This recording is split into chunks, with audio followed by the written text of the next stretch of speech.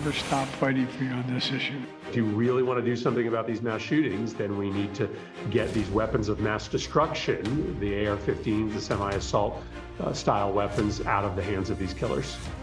This administration wants to sweep what happened under the rug. They know they bear the brunt of the blame, and they want to escape any accountability. Well, I will not let that happen. Hello and welcome. I'm Nancy Cordes in Washington. Welcome to America Decides. The Biden administration has announced the first 10 drugs subject to Medicare price negotiations. The list includes diabetes and heart medications, as well as drugs for preventing blood clots. The move is expected to cut costs for patients in a couple of years. In a speech today, President Biden said the program is a, quote, long time coming. For more on this, senior White House and political correspondent Ed O'Keefe joins us now. Hey, Ed, good to see you. Good to see you, Nancy. So, people who don't take these drugs might still recognize some of the names from all the ads. We're talking about Eliquis and Xarelto and Enbrel and Stelara. Give us some insight into how these particular 10 drugs were chosen. Right. Well, remember, this is all an outgrowth of the Inflation Reduction Act that was passed last year. And in essence, it now allows Medicare over the next several years to announce plans to negotiate for lower drug prices with the manufacturers. This is the first tranche of them. As you said, popular medications that people probably know best from television, but are also quite helpful and essential for people with diabetes, certain heart diseases, certain cancers. The criteria essentially says that the drugs that ultimately will be negotiated over, the ones that are costing Medicare the most, have been on the market for years, don't necessarily face competition from rivals, so they may be the only one available in essence. And there will be others announced at some point next year. What's interesting here, though, is that while they will announce the new prices roughly this time next year, maybe in the fall of 24, right before the elections, the actual change in price won't kick in until 2026. And you might sit there and go, why so long? Well, it's going to take a little while to negotiate this, first of all. Second, the companies have to adjust. But the hope White House officials signaled today is that once Medicare announces the new prices, maybe all the private insurers will go, well, okay, we'll bring down our price too. And so market forces will essentially force this to happen a lot sooner, which is what the Inflation Reduction Act was hoping to do by getting this language put in there. And we know that some of these pharmaceutical companies are being dragged along kicking and screaming and have already filed lawsuits to try to prevent these negotiations from happening. But how does President Biden convince Americans on the campaign trail that this is a big deal when, as you pointed out, these price cuts don't actually kick in until well after the 2024 election in 2026? This is one of the big assumptions and real risks that this White House is taking between now and Election Day 2024, because not only is there inability to see or enjoy the potential savings when it comes to your medicine, there's no ability to necessarily yet to see or enjoy the infrastructure changes that have happened in communities across the country because the projects are still just getting started. Maybe the electric vehicles are still a theory for many people, but not necessarily being used, or the charging stations that are being put in place by the legislation passed in recent years aren't there yet.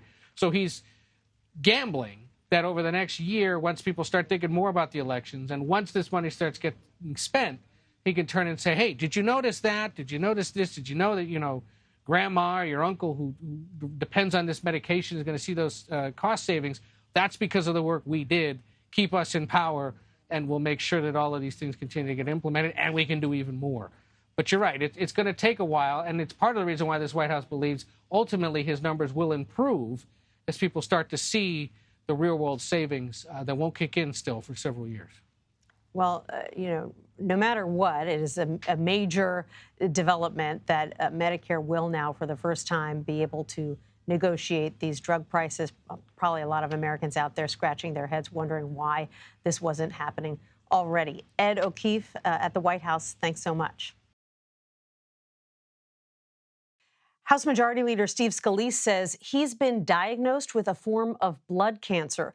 The Louisiana Republican is undergoing treatment and described the condition as, quote, very treatable. CBS News congressional correspondent Scott MacFarlane joins us now here in the studio. Hey, Scott, good to see you, but bad news for Mr. Scalise, who has already gone through so much medically after that shooting a few years ago and his long-term recovery. What can you tell us about this situation? The majority leader of the U.S. House, who works a necessarily tireless job, says he will work through this, through his recovery, through his treatment. He has all kinds of support from his colleagues of both parties, some very supportive statements for Majority Leader Scalise today. 6 years ago, he was shot. And he is still, you can see, visibly impacted by that horrific shooting. You know, he walks with a different gait, he moves a little more slowly in the hallways, but his job is uniquely difficult at this moment. Being House Majority Leader would probably be one of the more stressful jobs in America. He does it with a remarkably narrow margin to navigate as well. Steve Scalise, I'll underscore this, is one of the members working through cancer at this moment in time. There are others. Congressman Castro of Texas is not yet cancer-free as he undergoes treatment for cancer. Just recently, Congressman Kildee of Michigan, Congressman Raskin of Maryland have been declared cancer-free. It's what American workplaces deal with. Right. It is a microcosm of America, and Steve Scalise is a microcosm of the American worker now. Right, a real reflection of what so many Americans are going through. I want to ask you, as we have this hurricane bearing down on Florida, about FEMA funds. The FEMA director was in the White House briefing room today. Let's listen to a little bit of her, and then you've been doing some reporting on FEMA funding. Right now, the supplemental request that we have put in is $12 billion, and that will be a bridge to get us through the end of the fiscal year. If we continue to see more storms, we're going to continuously monitor very closely the health of the Disaster Relief Fund to determine what more may be needed. But Hawaii wildfires, not cheap. Now you've got potentially another major disaster bearing down. What is the situation? Does FEMA have the money it needs? As this night began, sources tell me that there is grave concern in Congress that they don't have the political ability at this moment to replenish that disaster fund quickly. Every September, FEMA runs low on money. It's just the end of the fiscal year. It's how things go. It gets so dire starting today because of this hurricane. FEMA has now officially paused spending on long-term recovery in some of these areas that were just bludgeoned in July. Think of Vermont, Hudson Valley of New York, horrible floods, other wildfires elsewhere in America. They have to pull back long-term FEMA projects because they need to use the rest of their money, a few $1 billion, towards hurricane preparations to ensure nobody dies. Maui wildfires, it's still an emergency situation. The next few things coming where life and death is on the line. They can hold off and pause the longer-term things where there's no longer lives on the line. But in a state like Vermont, tax base is low. There are still enormous expenses they need federal help for. FEMA now just hit the snooze button, which is going to disrupt things. And normally, in a normal time, you covered Congress for so many years, you know, Congress would move swiftly to get emergency money passed. This Congress just doesn't have a record of moving swiftly on anything, emergency or otherwise. Right. They were already facing the possibility of a government shutdown at the end of September. The Another likelihood. big, and you put it at likely. That's troubling. But this is just another chink in the armor, and we got a couple more months left in hurricane season. Scott MacFarlane, thank you so much. Miami Mayor Francis Suarez is now the first GOP presidential hopeful to drop out of the race. Suarez launched his 2024 bid just over 2 months ago. His withdrawal comes after he failed to meet the requirements for the first primary debate. Well, it's a familiar refrain, but the U.S. is once again reeling from a series of mass shootings. Coming up next, we'll talk possible solutions with Connecticut Senator Chris Murphy. You're streaming America Decides.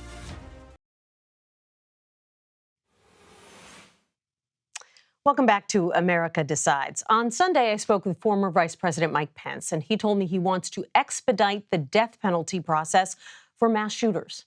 Connecticut Democratic Senator Chris Murphy joins me now. Senator, thank you so much for being here. Yeah, thanks for having me. I want to start with a topic that's very important to you, and that's gun violence. Just in the past 48 hours or so, we saw a professor at UNC gunned down. We saw a racially motivated mass shooting in Jacksonville, Florida over the weekend.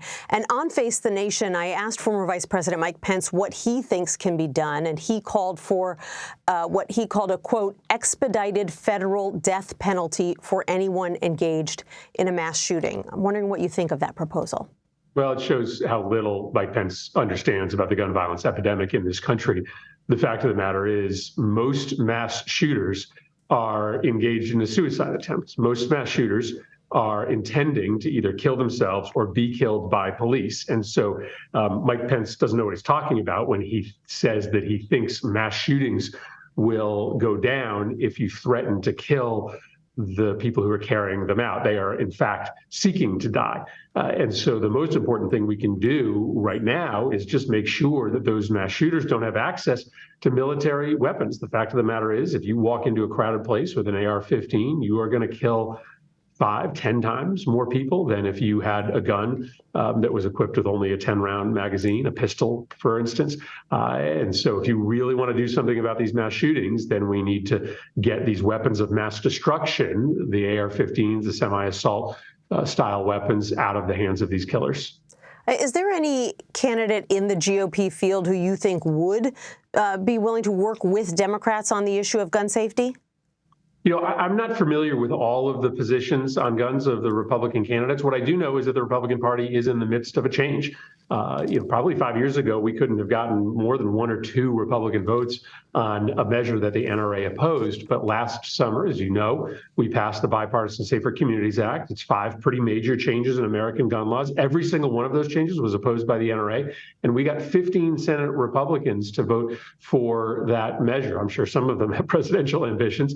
And so I think you'll see more Republicans, maybe even more Republican presidents in the future, supporting changes in our gun laws, because they really aren't interested in running in general elections when the electorate is so firmly decided. The general electorate really wants universal background checks and assault weapons bans. And I think that's just going to become more and more clear to Republicans who are running. You know, when we look at an incident like the Jacksonville shooting, we're obviously talking about 2 issues, not just gun violence, but also racial hatred, which seems to be on the rise in this country. Do you think there's a role for Congress to play in tackling that problem, or is that more of a societal ill that needs to be addressed in other ways? Well, I mean, there's absolutely a role for political leaders to take here. I mean, the fact of the matter is we have a leading candidate for president on the Republican side who glorifies the use of violence, and in particular, the use of political violence. Donald Trump celebrated the attacks on January 6th. He cheered on the racist protesters in Charlottesville. And, you know, every single leader at the federal level needs to divorce themselves from the use of political violence and needs to renounce candidates for office that celebrate political violence. So unfortunately, on the right, political violence has been mainstreamed, and that provides a kind of license to people like the shooter in Florida to take out their rage on vulnerable communities. Do you think that politicians on the right are doing enough to speak out against that? Absolutely not. Absolutely not. Again, the very fact that Donald Trump remains the leading Republican candidate, having really made his candidacy based upon his celebration of political violence, tells you that the right is just not taking seriously the way in which violence and right-wing politics are stirred together today. I want to ask you about another big development today, and that's the fact that the Biden administration named the first 10 drugs that will be subject to new price negotiations with Medicare to try to bring down Medicare costs starting in 2026. As you know, an array of drug makers are already suing the administration over this. So what do you think the chances are that they're going to be able to head off this effort altogether before we ever even get to 2026? I'm not intimately familiar with these lawsuits, but from what I know, they seem fairly meritless. There's no question the federal government has the power to use the bulk purchasing ability of Medicare to drive down prices. I've been listening to my Republican colleagues for years say that we should, run government like a business. Well, that's exactly what we're doing. It's really wild that we didn't take all of the Medicare purchasing power, pool it together to push prices down, and then use those savings to reduce costs for seniors. We're finally doing that with 10 drugs. I'm hopeful that this is going to be very successful. I'm hoping that the price of those drugs will come way down and that next Congress will come back and will expand this ability so that we can do it for another 10 and another 20 drugs. The drug industry hates this because they've been running roughshod over taxpayers, making huge profits off of all of us. And finally, we're just, infusing some common sense into the way that we run Medicare policy. It's a good start. Yeah, I was trying to think today of any other area where the government doesn't use its purchasing power to try to drive costs down. I mean, the government enters into all kinds of contracts in areas other than prescription drugs where, it is it has a big footprint and is able to use that leverage. And as you know, the failure of Medicare to use its bulk purchasing power is due to a line in a 2003 law which banned the federal government from doing just that, pooling together all Medicare beneficiaries and driving down the price. And that was a gift to the drug industry. In 2003, when we expanded Medicare to include prescription drugs, the price that the drug industry exacted to support that law was a ban on bulk negotiation. And so it shouldn't have taken as long as it did, 20 years, to get rid of that statute. But we finally are doing the right thing for seniors. An important first step. Connecticut Senator Chris Murphy, thank you so much for joining us today. Thank you. It's been a little over 2 years now since the chaotic U.S. withdrawal from Afghanistan. Up next, the House Committee Chairman investigating what happened leading up to the deadly bombing that killed 13 U.S. service members. He joins us next.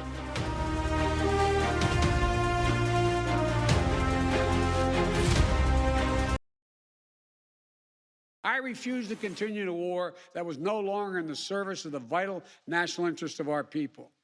I refuse to open another decade of warfare in Afghanistan. Welcome back to America Decides. It has now been 2 years since the United States withdrew from Afghanistan. The Biden administration defends the move, while Republicans say the withdrawal was chaotic and a failure. House Foreign Affairs Committee Chairman Michael McCaul held a roundtable this afternoon with families of the 13 U.S. service members who lost their lives during a terrorist attack at Kabul's airport during the withdrawal. The congressman joins us now. He serves as the chairman of the House Foreign Affairs Committee. Chairman McCaul, thank you so much for being here. Thanks, Nancy. So 2 years later, what lessons have we learned from the U.S. withdrawal from Afghanistan? Well, we're raising more questions than answers, quite frankly.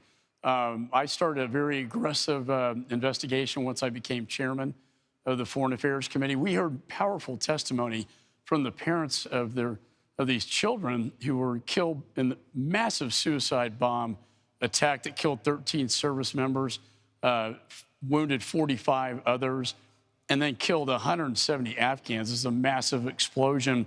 And every time, the more we investigate, the more questions are raised. For instance, the sniper who testified, Tyler Vargas Andrews, testified that he had the suicide bomber in his sights and the sniper team as well. And they sent pictures to get permission to engage the suicide bomber. The commanding officer, who we've scheduled to interview early in September, said he didn't have that authority. So there was no permission to engage. And then 2 hours later, the bomber went off. In addition, there was intelligence that ISIS-K was in a hotel room in Kabul plotting the suicide bombing attack. And again, the military requested an airstrike be conducted. That request was denied also at the higher level. So twice we had an opportunity to prevent this. And that's what's so hard on these families, is the fact that it could have been stopped. It didn't have to happen. And they deserve the answers. The American people are listening to them. Congress is listening to them. But the administration needs to listen to them and give them the answers they deserve. The military might argue that it's easy to go back in hindsight and take a look at the various pieces of evidence and information that were there at the time. It was on this fog of war as they were working to withdraw before the deadline, and they knew that the Taliban was making its way into the city. Realistically, what kinds of lessons do you think the military and the administration should draw from this experience? And I think that's a great question, because eventually what they want to know, the family members, they want us to come up with solutions so that this never, ever happens again. Now, the original decision to withdraw, the top generals and intelligence community did not agree with that decision. Having said that, if you're going to do this, do it right. And it was rushed under this false artificial timeline. And it led to this chaos that we saw at the airport. We saw the people hanging from the airplane, falling from the sky, and then the suicide bomber attack. What we found is that the State Department is supposed to lead this evacuation, and yet they don't even request that evacuation plan from the DOD until 2 days after the fall of Kabul. They waited too late, and it was so chaotic and dysfunctional that nobody knew who was in charge, whether it be DOD or state, and that led to all the confusion on the ground that ultimately led to this suicide bomber attack at Abbey Gate. You know, earlier this month, you actually sent a letter to the State Department saying that they had failed to comply with your committee's subpoena. You were seeking after-action review files on the withdrawal. Have you since gotten those files or any transcribed interviews? I have. I had a very serious talk with Secretary Blinken. I think we had a meeting of the minds that we can play this game of subpoena and try to hold them in contempt, or they can just be honest with Congress and the American people and start producing the documents that we've requested. So they have started to produce these documents, many of them in the classified space, which I would argue they don't have to be classified. And the family members deserve this. But we also got movement from, I got a call from General Milley about, the Gold Star families. I think they're starting to finally pay attention to this because the families are speaking out. And, I said, why are the Marines not allowing us access to the commanding officer who denied permission to take out this threat of the suicide bomber? Finally, after 6 months, we were finally going to get access to him. But there's so many more questions we need answers to. And we're going to take this all the way up to the highest part, the highest chain of command. I want to make sure to ask you about Ukraine before you go. Last week, Republican presidential candidate Vivek Ramaswamy said he would accept Russia taking control of some Ukrainian territory, and he'd also end U.S. sanctions on Russia if that's what it takes to end the war in Ukraine. What do you think of this approach? Well, I think that would be a surrender to Russian aggression, just like we surrendered to the Taliban.